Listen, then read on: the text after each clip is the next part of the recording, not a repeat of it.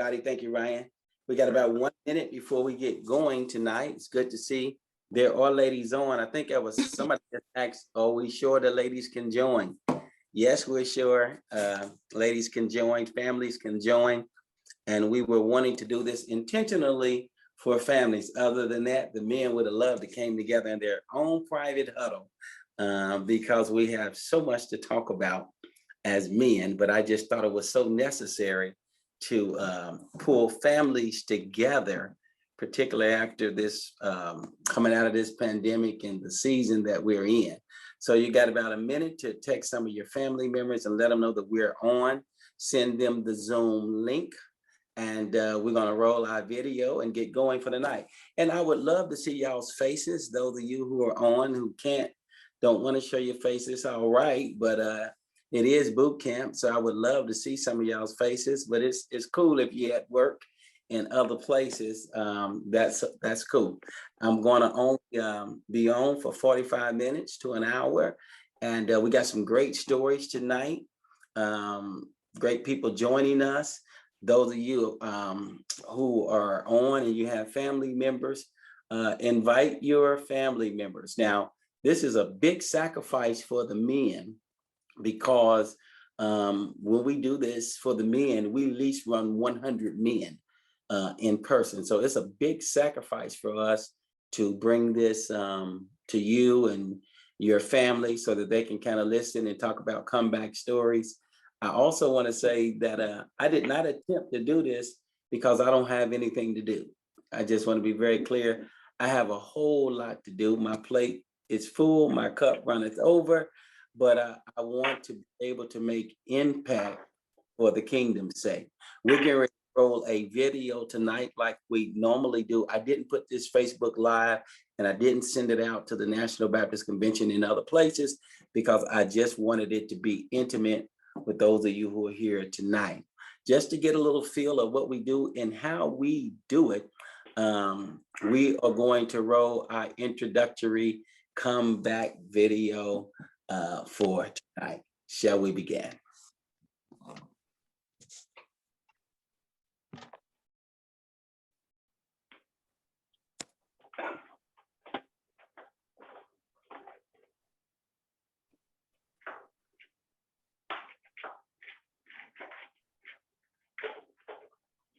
Good evening, Pastor. Good evening.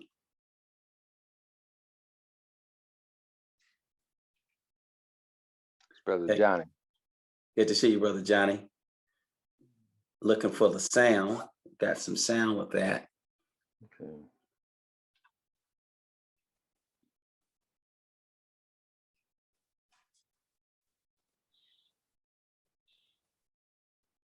These are all comeback stories. But you can't. Now there's a face, you know, that's Mackenzie. Great comeback story. She'll join us tonight. Right? I don't know what's wrong with the sound.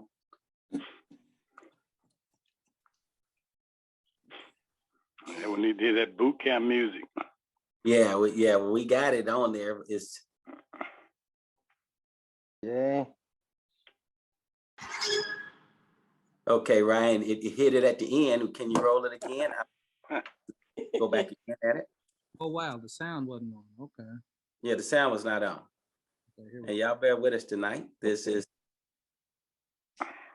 that foot stomping music. Turn it up.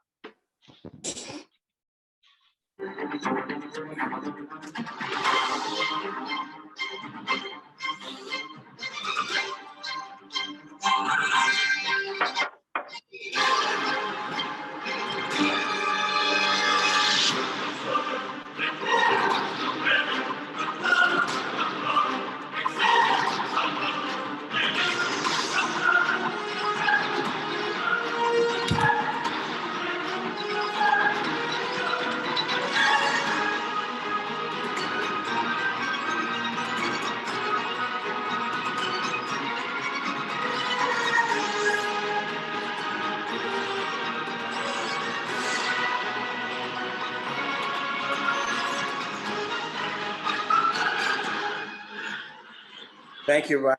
And here we go. I'd like for you to mute your phones tonight as we take off for tonight. Again, welcome to our Boot Camp 2021 as we introduce again to you tonight our Comeback Boot Camp. The purpose for the boot camp, Comeback Boot Camp, is to help so many of us who are dealing with struggling just to, get back on track. Those of us who may be struggling with just to be able to deal with the day-to-day life. Coming out of this pandemic, it's been very, very tough to just kind of get your bearings and refocus on where you're going. So tonight I am happy for those of you who are watching and those of you who took some time to join us on Zoom as we talk the next 2 days on about making a comeback, why we should make a comeback, and how do we make a comeback. I'm actually grateful to be joined tonight by the Moncriefs. First of all, Terry Moncrief and his wife, they're going to be talking about comeback stories as it relates to relationship and how you can come back.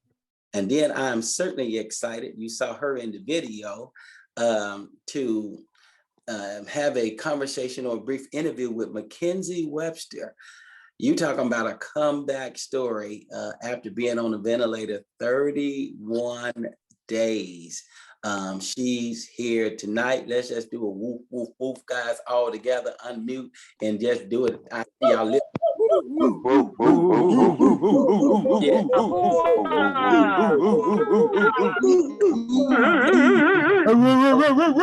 All right, ladies. Okay, ladies.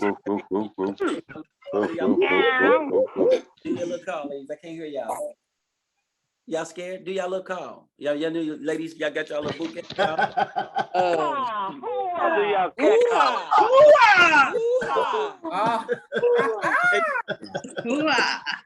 All right, sounds a little different technology, but yet the spirit and the synergy is the same. And so we're so grateful tonight that y'all are here. Hey, why don't you hook up with a friend, let them know that we're on tonight.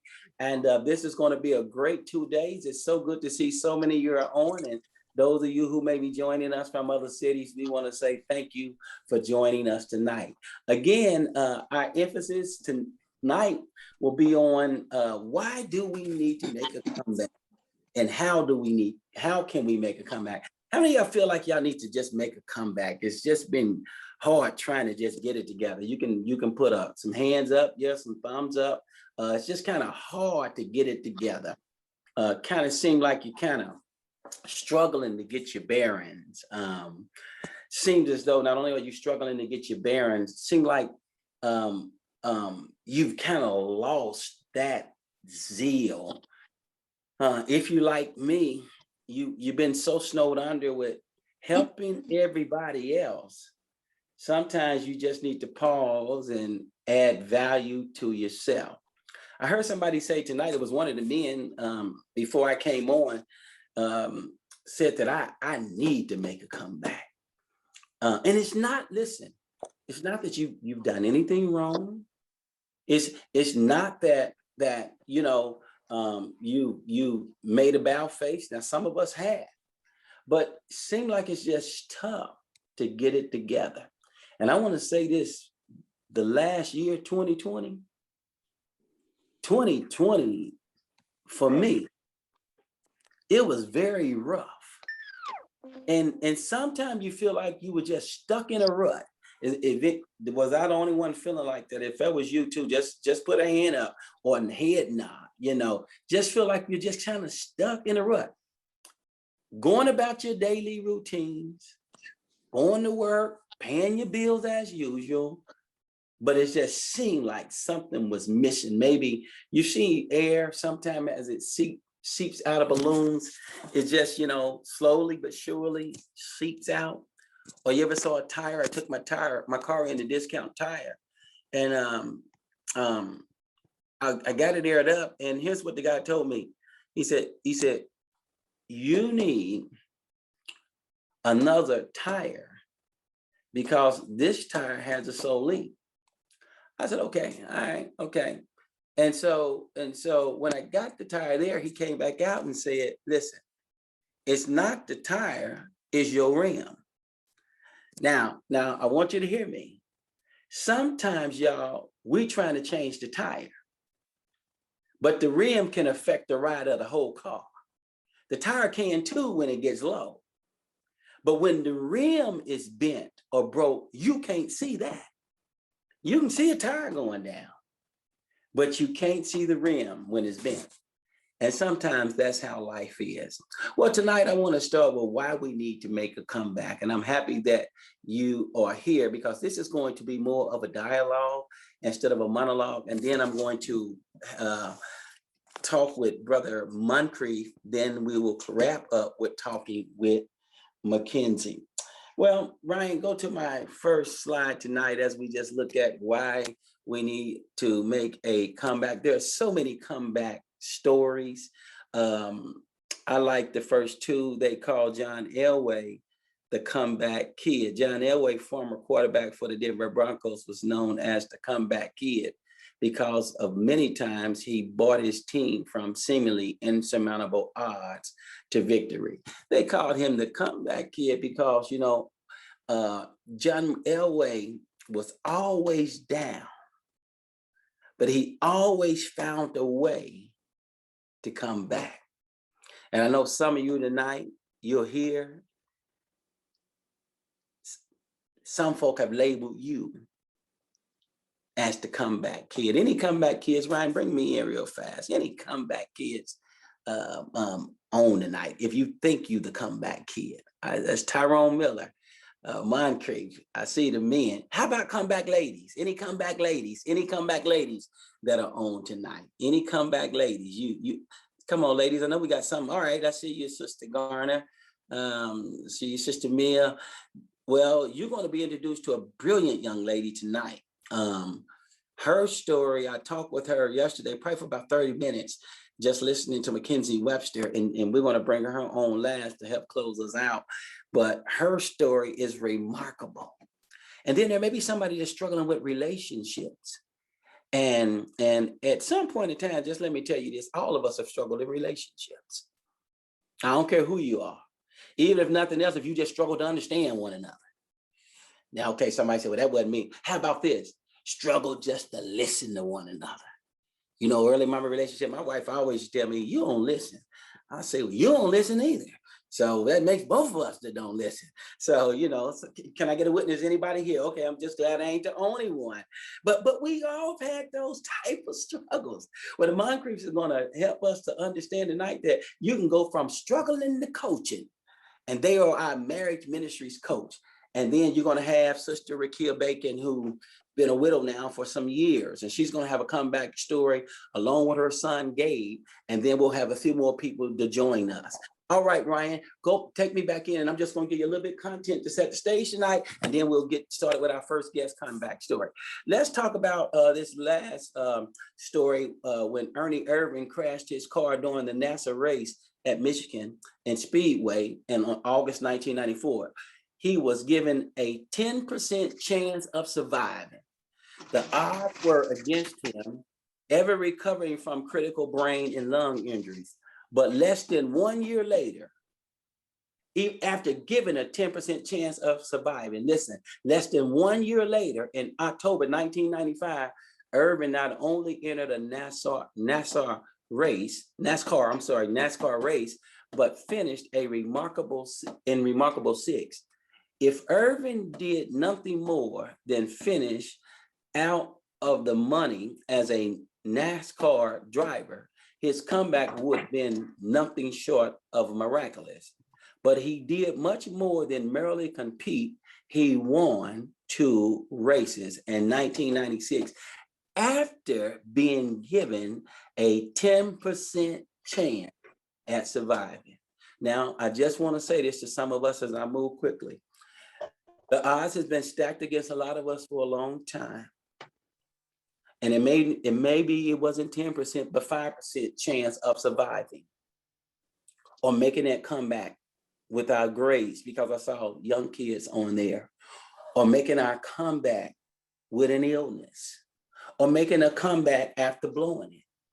If a NASCAR driver can come back and win in a race, then you can come back and you can win in the game of life. Why did Peter need a comeback? Let's just go right there, Ryan, as we begin tonight. Why did this man need a comeback? I want you to think about this tonight. Why do you need a comeback and why do I need a comeback? Here we go. Number one, here's why Peter needed a comeback. Peter needed a comeback because he denied Christ 3 times. After making a promise, need somebody to mute their phone out. Somebody, I can hear you, so you got to mute it out until I bring you back in. Thank you so much. Peter needed a comeback because he denied Christ 3 times.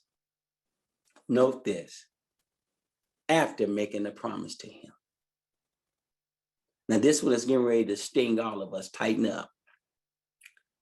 We all sometimes need to make a comeback because we said things that we were going to do and we didn't do it. Put me in real quickly, Ryan. We said what we wasn't going to do and we didn't do it. Am I the only one in the room that you've said? You know how it is, you tell your wife you're going to do something and you don't do it. Guess what? She going to hold you to it. And guess what? The next time you're going to get it right because you don't want to hear her. Peter had said that he had told Jesus, I ain't going to let you down. I'm going to be with you. Watch this. I'm going to walk with you. He said it, but he didn't do it. And tonight, y'all, we all got to make a comeback because there are some things we said that we didn't do. But here's the big reason why he had to make a comeback. He had a chance to do it 3 times, but he didn't do it. Now, you know, the reason why so many of us want to make comebacks because we have a chance to do us right. Then another chance to do us right. Then another chance to do us right. But we don't do it. Let's look at Peter. Watch this. He had 3 chances. Bring me back in, Ryan. And this is going to set the content. Now, here it is. If you're looking for a verse, Matthew 26, verses 69 through 74. Now, Peter sat outside in the court, and a servant girl came to him saying, you also were with Jesus of Galilee. Now, remember, Peter had said earlier, I won't deny you. Now, he has a chance to own his testimony, but he denied it before them all, saying, I do not know what you are saying. And when he had gone out to the gateway, another girl saw him and said to those who were there, this fella also was with Jesus of Nazareth. Here it is again. But again, he denied with an oath, I do not know the man. 3rd time. And a little later, those who stood by came up and said to Peter, surely you also are one of them, for your speech betray you. Then he began to curse. Here it is again. This is why he needed to make a comeback. He began to curse. And it's not really that he said 4-letter words, but they said he probably began to swear to the point of saying, no, I do not know the man. And immediately, here we go, y'all, a rooster crowed. Peter needed to make a comeback because he had let Christ down through his words. Through his words. And some of us have gave, here we go. We gave our family our word. I ain't just talking about deeds right now. We gave our families our word. I'm going to be with you. Some children and gave their parents that word. I'm going to do better. And then some of us, watch this, Jasmine, we gave ourselves our word. And sometimes, even though, how many of you said this? I ain't going to do that anymore. Anybody ever said, I ain't going to do that anymore? And yet you find yourself doing just what you said you wasn't going to do. Some of us need to, watch this. Some of us need to make a comeback and stop doing what we said we wasn't going to do. And Peter had a chance to do it, but he didn't do it. Let me get the next one, and then we're going to get ready to talk in just a second. I'm just laying groundwork. The second reason why Peter needed to make a comeback. Here's the second reason why Peter needed to make a comeback. The second reason Peter needed to make a comeback because Peter was disappointed and he wept. Oh, here's a biggie right here, y'all. And Peter remembered the words of Jesus, who had said to him, before the rooster crows, you will deny me 3 times. Watch this. And on the third time when he said it, he said, so he went out and wept bitterly. Peter needed to make a comeback because, bring me in quickly, Ryan, he was disappointed with himself. Now I want you to look at that person and just say it to yourself tonight. You ain't got to say it loud, but just say it to yourself. Am I disappointed over some of my words? That's why you need to make a comeback. Or am I disappointed because of some of my deeds? You see, when you think about making a comeback, y'all, normally, Brother Humbert, we make a comeback because we've done something. We're disappointed. Watch this. And that denial, that disappointment, it led to defeat. Peter began to feel defeated. Now watch this. Most people who feel defeated, you know what we start saying? Let's just say with teams. Teams start saying, I got to play better. Or teams normally say, listen to this, we got to come together. Couples normally say, well, what is it that's defeating us? We got to talk about it. Watch this. Teams got to come together. They got to play better. But watch what families say and individuals say. We need to find out what this defeat is so we can do better. So we can do better. Come together, play together, stick together, but individuals just have to be able to do better. And you find Peter, y'all, he had denied Christ. He was disappointed because he was crying. And then he had went back to the room and shut the door with the other disciples because they felt defeated. And so I want you to write this quote down. And I'm going to bring some of my BootCamp men in for a quote in just a second. And then we'll start with our first guest. Write this down, y'all. All failure is not final unless you fail to make the turn. Failure is not final unless you fail. There's the quote right there, to make the turn. It's right there. Put it back up one more time, y'all. Right? Failure is not final. Listen, you can come back. You can get it back if you make the turn. And looking at Peter right now, we know how his story ends. Why come back camp? Because some of us are disappointed. Some of us are feeling defeated. Some of us are just outright depressed. And then some of us are just in a mess. Some of us are stressed. But then some of us that made the comeback, we feeling blessed. Raise your hand up if that's you tonight. You feeling blessed because you did the work to make the comeback. All right, so let's roll for tonight. Let's just get started with, we just looked at why we need to make this whole comeback. Moncrief, I want to start tonight, first of all, with introducing the Moncrief, but I got to get a quote so I can get some talking going on. I saw Thomas Johnson, and he's always good for a boot camp quote. Is Thomas Johnson still on? I need a, there you go, Thomas. I need Thomas to have a quote together. I need BJ to have a quote together because here's the thing. These are guys who've been doing life with me as it relates to comeback. And they were at the first comeback camp.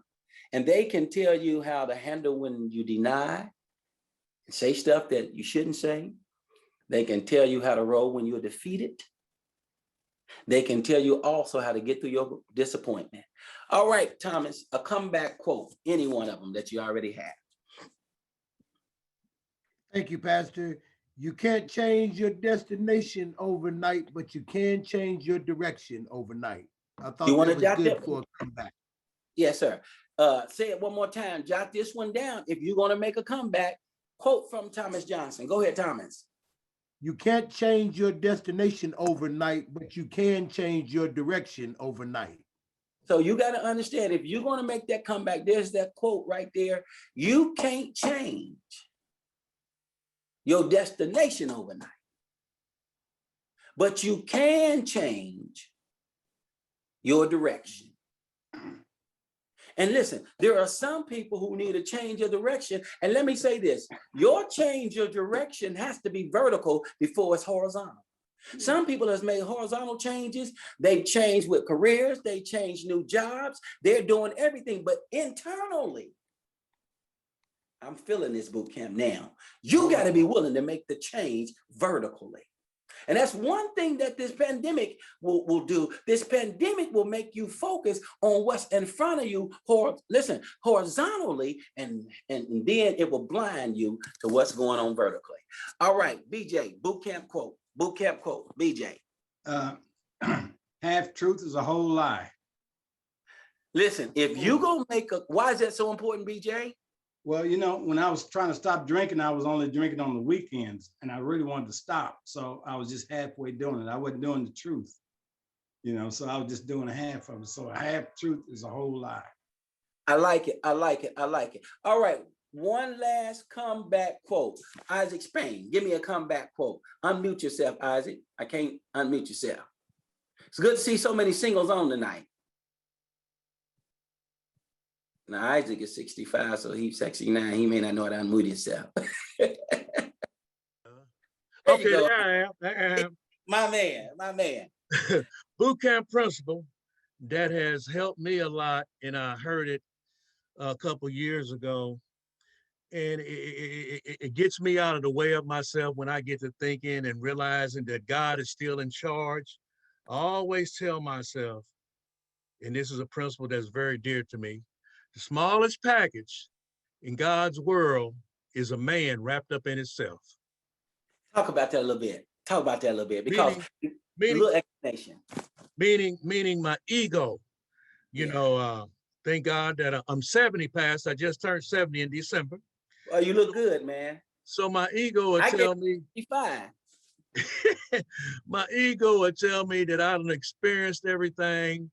My ego will tell me that I know everything. And that's that small package not allowing me to be open-minded to new ideas, new suggestions, and things of that nature. So when I talk about a small package, I don't want to be that brainless one who think I got a brain, shut down my brain because I'm older now and I know everything you guys are saying. You know, so I take myself out of the picture and elevate God in my life that way, if that makes any sense. It makes a lot of sense because sometimes when you wrapped up in yourself, some of us can be so in ourselves, watch this, that we may be prospering financially. Okay. And some of us need to make a financial comeback. Some of us may be prospering socially, but Okay. some of us can make social comebacks. Some of us may be even prospering materially. But guess what? You'll find out soon, those are not the things that hold you. Mm. Those are not the things that hold you. What holds you is that when I talk about making a real comeback, I got to make a comeback first with him. Mm-hmm. And as I make a comeback with him, he works on me, then he works in me, then he works through me, and then he works for me so I can be better to everybody else.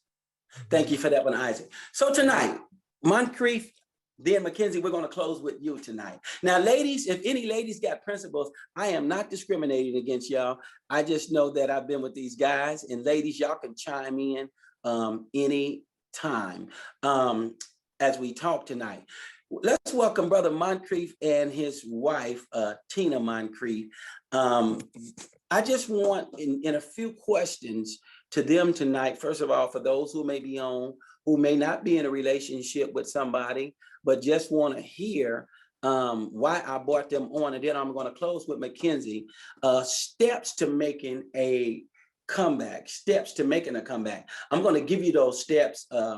I got them all wrote out, but the first thing we understand is that we have to make a comeback because some of us are disappointed. Some of us are defeated. Some of us are, watch this. Peter denied Christ, but let me say this to you. Some of us are in denial that we need a comeback. We're in denial. And some of us, and those who've been in addictions, and they can tell you what denial will do. Frank Wilson, I saw Frank with his wife real fast. Frank Wilson, your wife is sitting with you. Where you at, Frank? Are you on here? Frank Wilson, unmute. I saw you. Yeah, I'm right here, Pastor.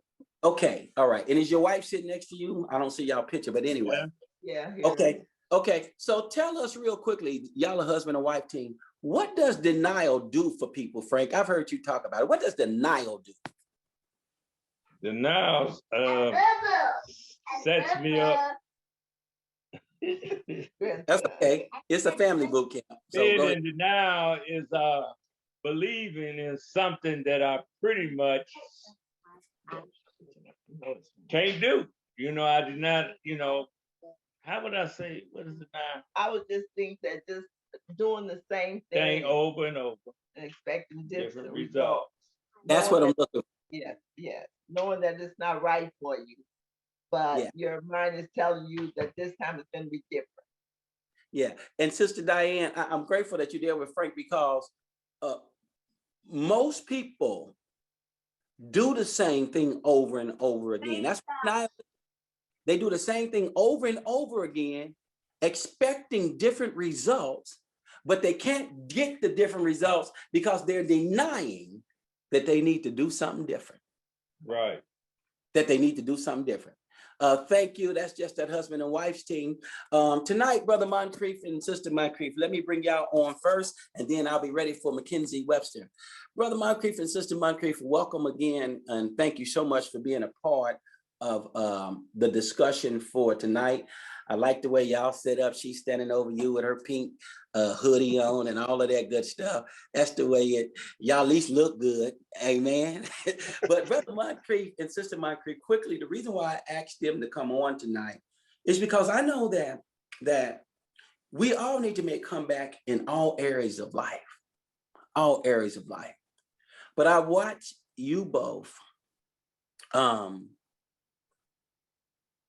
work through difficulty. And in most relationships, I was talking about the Moncrief today, people don't want to work through difficulty. Mm-hmm. They much rather whine through difficulty or walk away during the difficult moments. You guys are leaders, and you guys are marriage coaches. Talk a little bit about, first of all, I want to ask, why is it so important for couples to make a comeback with working through difficulty? And you can kind of weave your story in. I'll start with you, Sister Tina. Well, Brother Pastor, thank you. I think first, first thing for me, in order to even make a comeback or want to come back was the day that I said I do in my marriage vows, and I took them seriously. And it wasn't just a vow, it was a covenant that I made to God and to my husband that I would be there for whatever, whether good, bad, sickness, health, till death do us part. So when the bad times come, it wasn't time to run. It was time to pray and ask God to give us strength to get through what we were going through. Did I want to run? Yes, but I didn't. I stayed and I endured and I sacrificed so that we could be where we're at today. Thank you. Thank you. Brother Moncrief, why is it so important as it relates to a comeback story? Because, you know, we are all men and we talk in our boot camp. And sometimes as men, we have to make a comeback because our pride get us in trouble. What would you say to men as it relates to the comeback story of where you are now leading marriages and how you work through those low points in your relationship? What I would say, Pastor, is I want to start off this way, everybody. I want to give you, I'll try this in here as quick as I can. That's I came okay. from a broken family. So my desire was to break the curse of divorce in my family. Okay. So I was determined that I was going to make my marriage work. I want to give you our scripture, Genesis 3:16. And it's where God pronounced the curse upon Eve. He says, unto the woman, he said, I will greatly multiply thy sorrow and thy conception. In sorrow thou shalt bring forth children, and thy desire shall be to thy husband, and he shall rule over thee. That desire to her husband doesn't mean she's going to love her husband. That means she's going to try to rule over him. So where I'm going with this is that Satan is in this, okay? Yeah. My desire to keep my marriage together, I came in with Satan saying, oh, no, you're not. Now I have my wife with a curse on her that's trying to be the head, that's causing me to do everything that I want to do, because she don't do what she should do when I want her to do it. So there's just this constant conflict going on. So our comeback shows that God is able to do all things and that he can resurrect any dead situation, and that in that resurrection, he gets the glory, because it wasn't easy. But as Tina said, we fought through it because we wanted it. My desire was for us to be able to, for me to be the father that my children, that I didn't have, and to be there for my children so that they didn't have to grow up with the hurt and the pain that I had in me and go through what I went through. You know, Brother Moncrief, I'm gonna shoot a few more questions to you and Sister Tina. And because when I think about your comeback story and now y'all ability to lead others, what was the toughest hurdle that you feel like, Sister Tina, that you had to overcome? For me, Pastor, it was forgiveness. Okay. Now listen how frank she's speaking, because some of us, it's hard to make a comeback with forgiveness. Tell me why, sister, why that was so hard. Well, I think it was hard for me because he had hurt me more than once. And I know I'd hurt him too, but he had hurt me and he hurt me deep. So not even thinking that God forgave me for all the things that I've done, that wasn't where my focus was right then. But I did have to reach out to God to get over the forgiveness. I let it build into bitterness, where I hated my husband at one point. I didn't want to see him. It made me sick physically just to look at him. But it took me reading the word, praying over the word, and praying the word back to God to help release the anger and the bitterness that I had, and to be able to love my husband like God wanted me to. So then I began to pray and ask God to let me see my husband through God's eyes, not my eyes. And that's when I was able to release the forgiveness. Sister Moncrief, you are so spot on it. And what does boot camp means, guy? What does boot camp mean? What does boot camp mean? Because of others' testimonies, Christ answered my prayers. Say it again, because of what? Others' testimonies, Christ answered my prayers. So you ask, why are we having this story tonight? Why are we listening? We're going to listen. Why are we listening to the Moncriefs? And why are we going to listen to Mackenzie? Because of others' testimony and others' story. And Sister Moncrief, you've helped us tonight. If Sister Moncrief and Brother Moncrief can make that comeback, Sister Moncrief said hers was forgiveness. You can too. Brother Moncrief, last question to you. What's the toughest thing that you had to overcome with making the comeback? And then we're going to bring Mackenzie on. The toughest thing that I had to overcome was to not be prideful, but at the same time, not walk on eggshells in the home, but still maintain the position of head as God had placed me. And as Tina said about forgiveness, I coined this today. Everyone wants to be forgiven, but nobody wants to forgive. Wow. It's pretty heavy, man. That's pretty. We all want to be forgiven, but we don't want to forgive. And we're quick to say, it's my choice to whether or not I forgive you. But what if God chose not to forgive us for what we did? Yeah. That's good, Brother Moncrief. So I had to keep my pride from rising up, but I still had a position to fulfill, even though I had wronged and hurt my wife. Yeah. I had to forgive myself first and foremost. Yeah. And sometimes, Brother Moncrief, man, that is amazing. And you guys will be back tomorrow just on. So we'll do a lot of question and answers as I give the steps to it. But tonight, I wanted them to hear a real story. And I love what you said. Sometimes, y'all, we can't make a comeback because we don't even forgive ourselves. Yeah.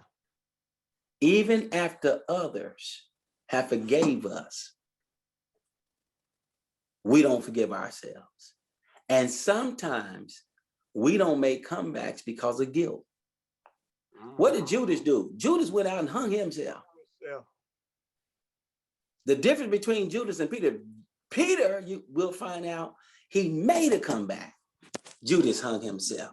Well, thank you both for that brief comeback story. What do we normally give them as a whoop? What we give them, fellas? We give them a what? A what? There you go. There you go.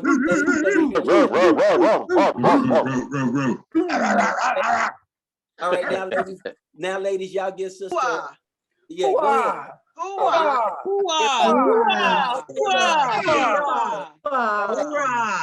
Okay. Well, thank you guys so much. Now, listen, I am so happy tonight to have on with me. I saved her for last because she is a millennial, and yet, man, when I think about Mackenzie, and I wanted her to be on because I told her yesterday, I said, Mackenzie, I said, I don't know your whole story, but I can sure enough feel your story. And I saw her about, I don't know, it was about 3 or 4 Sundays ago. I saw Mackenzie's story as she gave God the glory. And I told Mackenzie, I said, Mackenzie, I know something has happened to you internally because before Mackenzie, she was always sweet, but I know Mackenzie could be bad too, but it's all good. but I saw Mackenzie a couple of Sundays ago over in the corner, and she never said a word, but I could feel that power resonating from her. She never told me anything, but I saw God doing something great in her life. I want to talk tonight with Mackenzie because of her comeback story after being on the ventilator, and she's going to tell us all of that. Ryan, would you put the pictures up of Mackenzie real quickly, and then Mackenzie, I'm going to start our talk for tonight. That's Mackenzie. Shows another one. Shows another one. Look at the one which really got me is to my right with the oxygen over her. it really lets you know how down she really was. And so today, bring me back in, Ryan, as we talk to her. Mackenzie, welcome to Unmute Yourself. Welcome to Boot Camp Connect Comeback 2021. So happy to have you here. Thank you for having me, Pastor. I just want to first thank God for allowing me to be able to be on his resume and tell people how I got there and the benefits of being on his resume. And I also want to thank you for allowing me to do what God has called me to do, which is share his word and share the goodness, share what he's done for me to many people. Is I think they said 105 people on here. This is just a platform that I don't want to take for granted, and I just want to make sure I let you know how grateful I am that you allow me to come and share my story. You know what, Mackenzie, I think I'm more blessed because of young people like you who are willing to share their story. First of all, tell us how long were you on the ventilator and down? I got you some talking points, but I want to start this way. How long were you on the ventilator?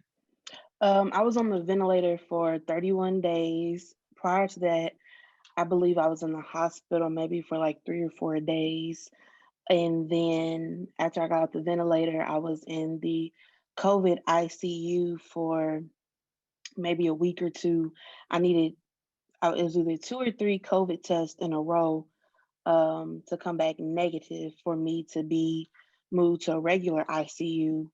But by the time I got my 3rd negative test, they said that I had progressed far enough to be moved to the 9th floor, which was just basically the regular hospital floor. So I was there. I hated that floor. And by the end of that week, I was out on my way to rehab. I had begged the doctor that was over it. I was like, I cannot stay in here, like, because I was up at that point. I was alert, but they didn't have time to just sit, and I just was anxious to do more. So they was like, we're moving you out to rehab, and so I went to rehab on May 15th, and then on it was either June 5th or June 6th, I was released from rehab. My parents drove down and they picked me up from rehab, and then I spent maybe a month or two in Oxford, Alabama, doing home health care, which was just my physical therapy, occupational therapy, respiratory therapy at home. And then they said, well, I was ready to graduate basically to the next level. And so my parents were able to bring me back to Indianapolis to continue my different therapies and going to different doctors and trying to get everything figured out. So, now think about this, Mackenzie. So 31 days on the ventilator. Now you're talking about a comeback, y'all. That is a great microcosm, a picture of what real comeback look like. Well, sometimes we like to use a lot of sports analogies to illustrate comeback. But when you talk about a comeback as it relates to life, let's just talk about this pandemic. 31 days on the ventilator, 2 more weeks, so that's 50-some days in rehab. Now, Mackenzie said something to me yesterday that I want to talk about the reason why sometimes we need to think through our next step. She said, and I want you to talk about this, Mackenzie, how you were feeling sick. Now, this will preach, by the way, Mackenzie. So if I preach it, I'm going to tell him I got it from you. But this is Mackenzie's statement. She said she was feeling sick, but denied. Feeling sick, but denied. Now watch this. Now y'all know she was sicker than what she thought because she just told y'all she was on a ventilator for 31 days. But when she said she was feeling sick, but denied it, I said, that sounds like so many people. We feel sick, but deny. Talk about that, Mackenzie. and what led, and go on into your story about what you had prayed too. Okay. So I basically, my symptoms, in short, my symptoms were ahead of what I was seeing on the news. So I was like sick to the stomach, having like the vomiting and the diarrhea. I didn't have a fever. I wasn't short of breath, which those were the two main symptoms for COVID. So my symptoms just didn't align with what the news was saying. And so I just kind of I didn't think I had COVID. I hadn't been out the country. None of my daily activities had really changed. Only place I had been to was Atlanta, but I would go to Atlanta like all the time to see my grandmother. So I didn't think, that just was not, it was kind of unheard of. So basically, because my oxygen levels were so low, I was kind of in a state of delusion. So I went to med check a couple times, and the first time they just said it was a stomach virus. Second time they said it was pneumonia, and that I didn't need to get tested for COVID. They took an X-ray in my chest. They said everything was fine, and they gave me, I think it's called like a Z-Pack or something, for the pneumonia. And it was, they said after you finish this whole pack, come back in if you're not feeling any better. But by the time I finished that pack, I never finished the pack because I was just feeling so bad. My mother was basically begging me to go to the hospital. Wow. My coworker was begging me to go to the hospital. And looking back, I have a lot of text messages where people were just begging me, just go to the hospital, go to the hospital. But I was scared to go to the hospital because I knew that the people that did have COVID were at the hospital. So I was like, I'm not trying to get COVID and I'm not trying to go to the hospital and get COVID. I was like, if I didn't have it before, I would definitely have it, by going to sit in the waiting room.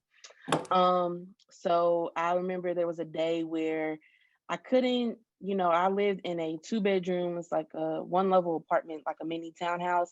I couldn't go from my bed to my bathroom without being out of breath. I couldn't go from the couch to my bedroom without being out of breath. And so I was dragging a chair around. And I thought that was just because I was tired. So many things had happened. I couldn't eat, so I didn't know that I couldn't taste or smell. Mm-hmm. I could sleep for a little bit, but like if I was to cough, it would, be painful. So I was just doing all these things to kind of self-medicate and, but it was just so much going on. I never stepped back to look at the bigger picture and, just write them all down and look like, girl, you got COVID, So I ended up calling the ambulance. And I think I had like a t-shirt and some flip-flops, and it was like really cold outside. Mm-hmm. But I was just that sick. I couldn't sleep in my bed. I was kind of sleeping everywhere. My next step was to sleep in the tub. Why, I don't know. That's just where I was going next. But finally, I think I called my aunt one day, and I didn't even really have nothing to say to her. I was just crying. She was like, "Well, you might want to go to the hospital," and I was like, "No, I'm good. I'm good." So I finally just went to the hospital, called the ambulance. And it was so early on within COVID that one of the EMTs didn't even have a mask on. When I went on the vent, people didn't have on a mask, but when I got off the vent, everyone had on, full PPE. Right. Before I got sick, about 4 days before I got sick, my parents, my brother, his girlfriend, and my uncle were down there helping me move. I had just moved, and I was going through some things at work, and I was to the point where, I had got on my knees and I prayed. I said, Lord, I just need something to shake. Like, I can't do it. I was ready for that. The next day I got moved, my job moved me to a different location. So I was happy about that. But while I was at the church I was attending in Alabama, my prayer was just, Lord, I just want a personal relationship with you. Wow. I just want to be closer to you. I just was desperate, because I was numb. I was at a place where I was numb. And two songs that, I was kind of listening to was Make Room by Jonathan I think it's McReynolds. And, if you don't know it, it just says, Lord, whatever you need to move out of my way so I can make room for you, do that. And so, You know, I was saying that and I was praying that, but I really didn't know what it meant. And I didn't know that he would move my life out of my way so I could Wow. come close to him. Wow. And you know, because I'm just naturally you know, I'm innovative, I'm inquisitive, I'm gonna find a way around it. And so that's what I was doing. And I think God was trying to slow me down, but me not, you know, just who I am as a person, I feel like this was the only way to get me was to completely shut my brain down, shut my body down, put me on a full paralytic. I literally could not do or Wow. say anything. And that's when I was able to, you know, become close to God. And I have just a little quick screenshot where I said something on Facebook just to show you where my mind, you know, where my mind was at this time. If I can pull it up right quick. Go ahead. Go ahead. I thought I took a screenshot. While she's looking for that, I do want to say when we went down there while she was in the hospital, Uh-huh. it broke me down because when I went in her apartment to clean it up while she was in rehab, nobody had been in there. And when me and my wife went in that apartment, it broke us down because we seen how sick she was. The the chair was by the door. She Mm. had cough syrup and stuff by the bed in each room. And Mm. it just, oh my God. Yeah. Wow. Wow. Wow. But Mark, that's okay. That's okay because I love you. I love it. I saw your wife just put up hallelujah. But and I'm glad that you chimed in because here's the real deal. Mackenzie's comeback was y'all's comeback. It was our comeback. But Absolutely.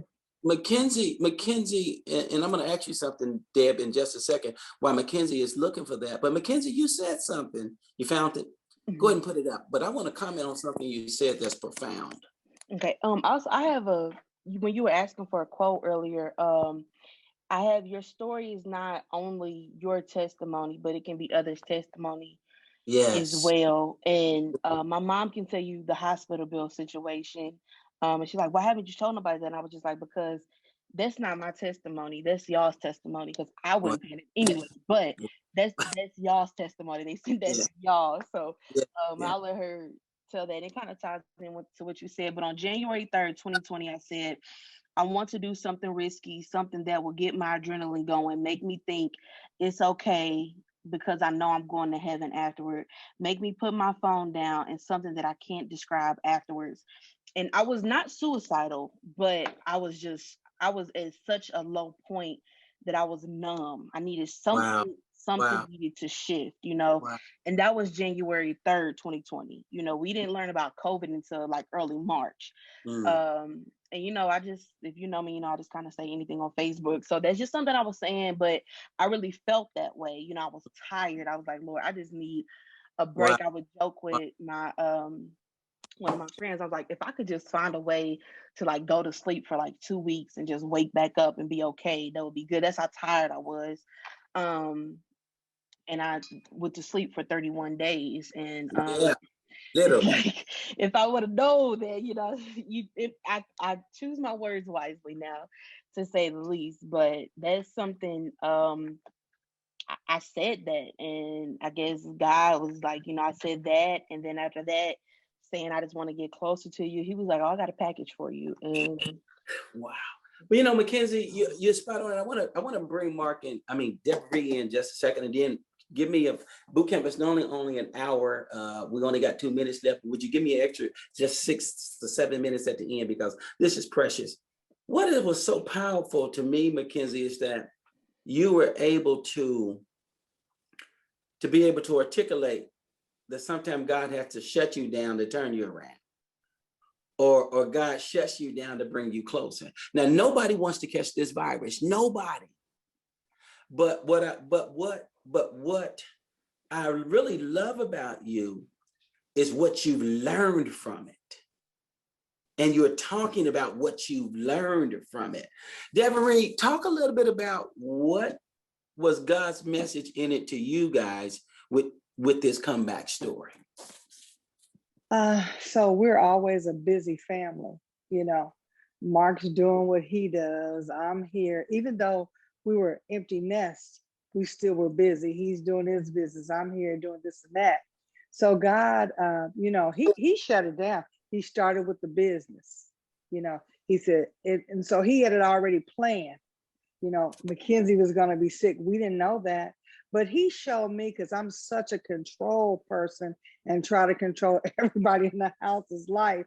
He showed me there is nothing you can tell me about my God. There is nothing you can say. He showed me that I have to give it to him. He showed me, and I am standing on Psalms 46:10. Be still and know that I'm God. He showed me, Pastor. It is nothing. I mean, people just don't know the feeling.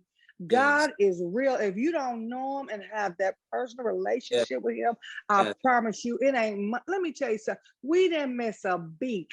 Money ain't nothing. That stuff is not important. I love to shop. I love to, you listen. I still like it, but I have a whole new perspective on all of that now. That don't mean nothing. That means nothing to me. Life is precious. We had a close family. We loved each other, but we still were just busy and, just busy.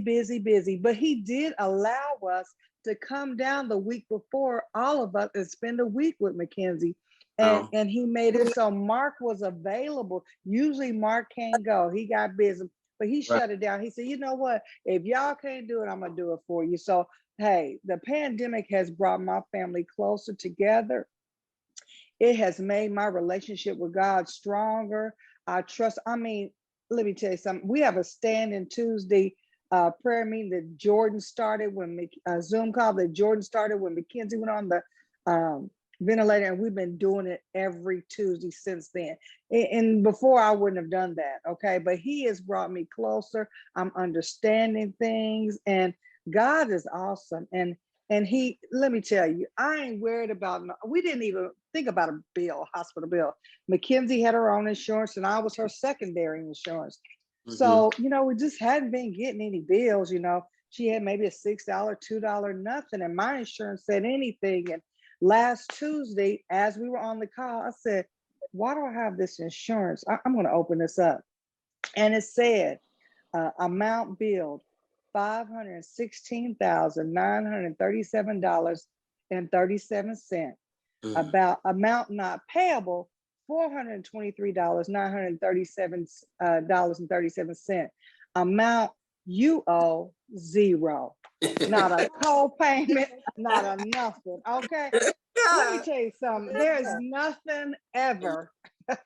Don't nobody, y'all, please don't worry about nothing. Don't worry. Yeah, we're human, we worry, but really, let go and let God. It's the truth. I mean, I thought that my mother's death was something that turned me around. But let me tell you, he's been working on me. But this time he said, you know what, Deborah, you just don't get it. You don't get it. I'm going to have to show you. So he showed me. I'm shut down now. I'm shut down because he has shown me. I'm telling you, I think about it. I think about my child. I didn't realize the seriousness of a ventilator. She was at 70% when the ambulance picked her up. So, me thinking, oh, she's 70% oxygen, they'll give her that. But that was critical. I mean, it was so, I did not know. She had oxygen, then she went on the vent. I was like, people's like, whatever you do, tell them don't let them put on a ventilator. And I had told Mackenzie that, not knowing anything about it. But those people there, God, those were some Christian folks. They displayed that to me. How many doctors call you, text you, and say your child is their baby? How many? Dr. Patel at that. I mean, Deborah, I mean, it's God. I know you can keep going, and I'm gonna stop. That's okay. But this is how boot camp is. I mean, when we get in there, but since we got some newcomers on the line, I want them to know that we are orderly. But this is how, and I want to tell you, I'm just drinking off of y'all's story. I want to close with this though, because this is so good. Mackenzie put something down, and I don't know whether you or Mark, but she said, one of the ways she got through this, and then we'll bring it all full circle. Thank you guys for hanging with us just a little longer tonight, but we're going to wrap it up. Mackenzie, you said one of the ways you got through this You heard one of your parents say, fight, baby, fight. I think that's what you said. Who said it? Your dad or your mom? My That's what dad. Mark said. Mark said that. Mark said it. Mark, are you still Yeah, on? so Yeah, I'm still on. Okay, let me ask you this, and then I'm going to wrap it up. Why would you tell Mackenzie to fight whether you didn't know whether or not she could hear you or not? Why would you say that? Well, Pastor, we were sitting home like a day like today, right? And we was worried because she was in Alabama and and we were in Indianapolis. We get the call that she said, Daddy, I'm about to go on the event. I said, you what? I said, no. She said, yeah, Daddy, I only got a few seconds to talk. And I didn't know what else to say. It's this, but I wanted my daughter to fight. So I said, fight, Yeah, baby, fight, yeah, fight yeah, it. Baby, yeah, you can fight it, fight it. I just wanted to get yeah, that in her mind yeah. before she went under that vent, man. It's okay, Mark. Oh That's my all. God, man. I'm so thankful for God, but it Yeah. just breaks me down to see that we went through that, and I'm happy, but I'm just sorry. It just gets me every time I think about I had to say that to her. It should. It should. But let me say this, and Mackenzie, I'm gonna close it tonight. This is how boot camp goes. But I want to say this, and then I promise you we'll wrap it up. Somebody's on tonight that need to know how to fight. And I want to say this in the words of Mark to Mackenzie.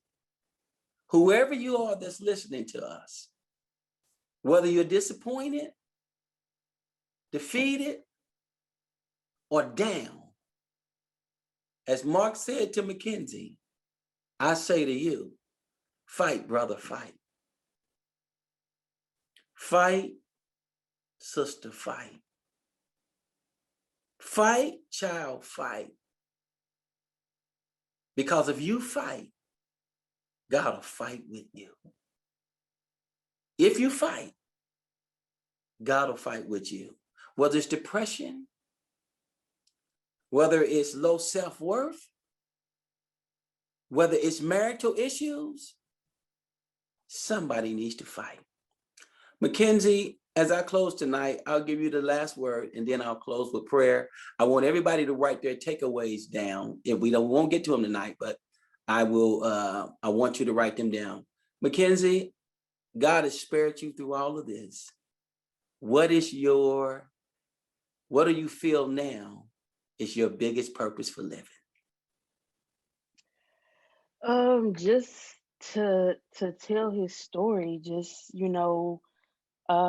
like I told you yesterday, when I was young, I would say like, I don't want to go to church because I ain't got no bills to pay and I'm not sick. I don't have nothing, I don't have nothing to talk about, or like, this really don't have nothing to do with me. Thank God for growth and Bible study and youth ministries. But, that was my initial thought. But just to be able to, to relate, to be able to have that intimate time with Jesus, just to know what it means for him to love you, and that's just, I'm just forever grateful. And I just want to say, as you told everyone, fight, there's we say in him there is no failure. And I know I had said this on the prayer line, but Yes. before I was placed on the event, I was able to make my peace at 25 years old. And, there's people in their 80s that have not been able to just say, Lord, if this is it, this is it, but I don't know where I got that from, but I was just able to say, I'm a fight and I'm a fight it. I'm a die fighting if I have to. And I asked for forgiveness. Yeah.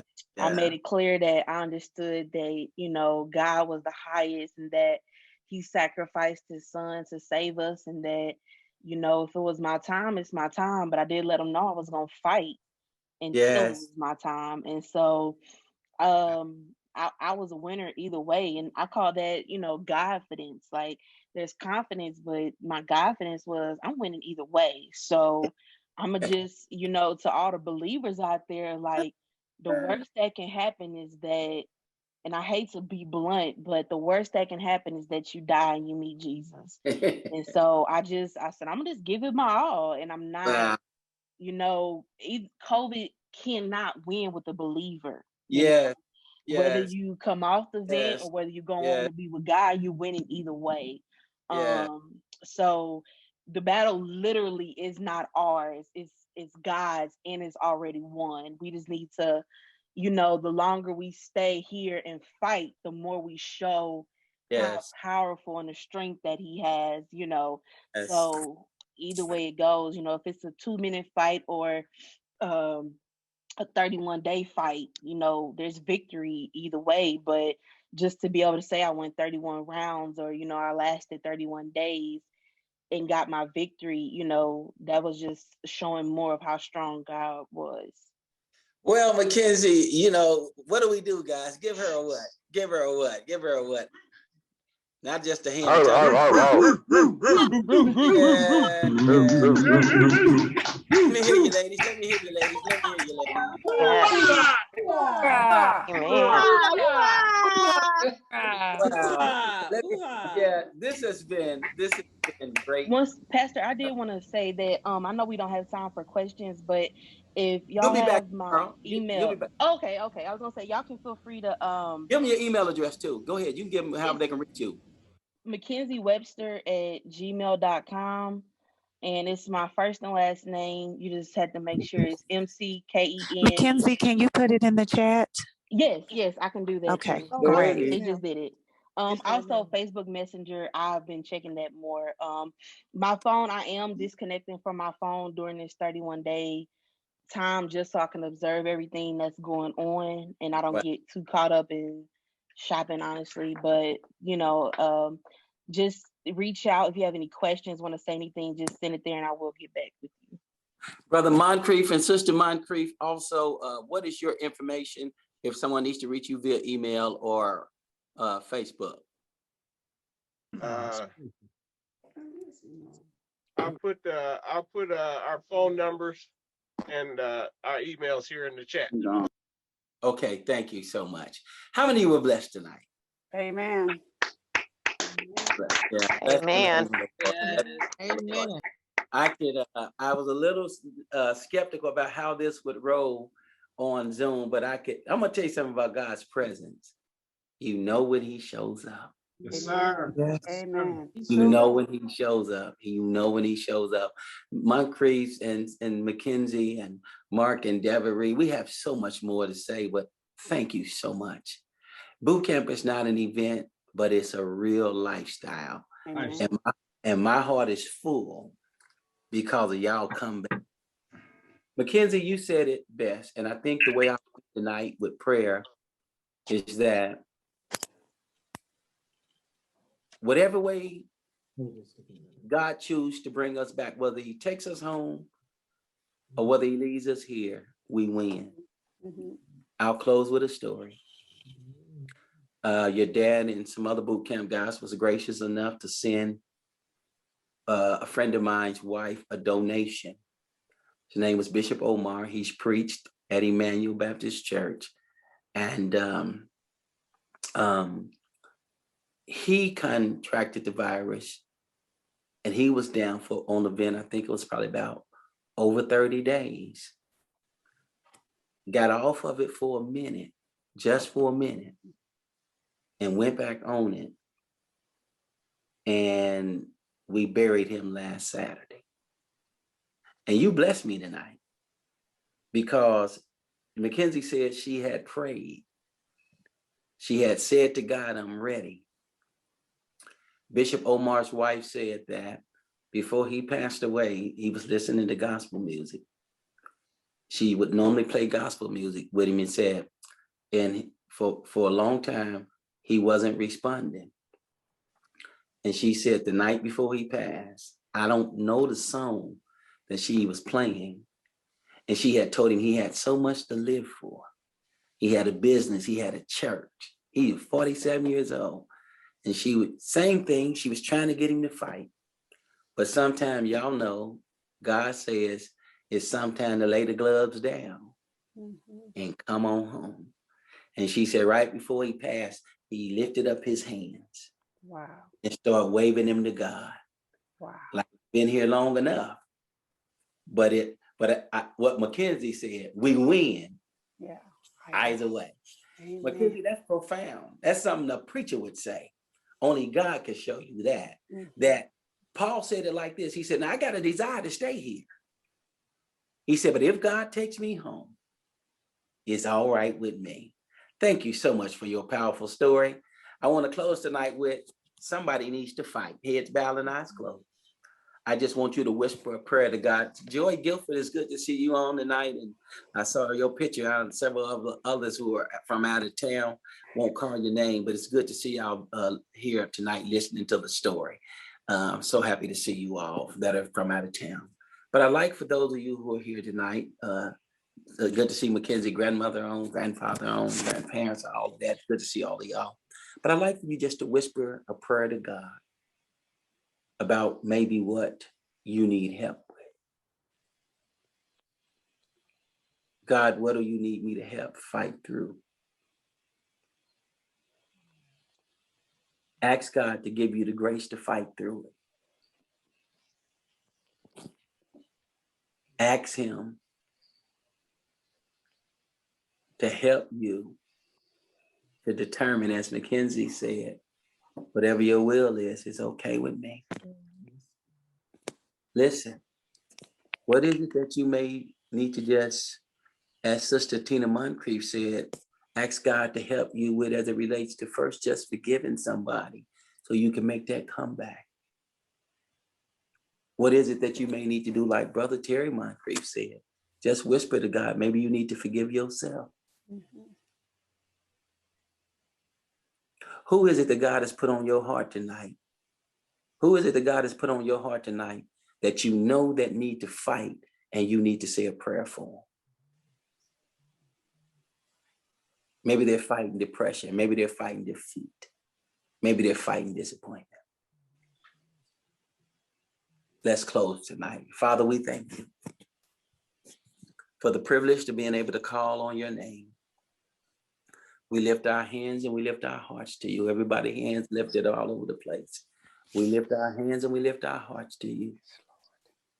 And we thank you, oh dear God, for this comeback boot camp. Lord, Peter was able to make a comeback because Jesus made the biggest comeback. And Easter has everything to do Yes. with coming back. Help those who may have failed the drugs make a comeback and get sobriety. Help those who may have failed of saying that I'm not going to do certain things, but yet they did it to make that comeback, oh dear God.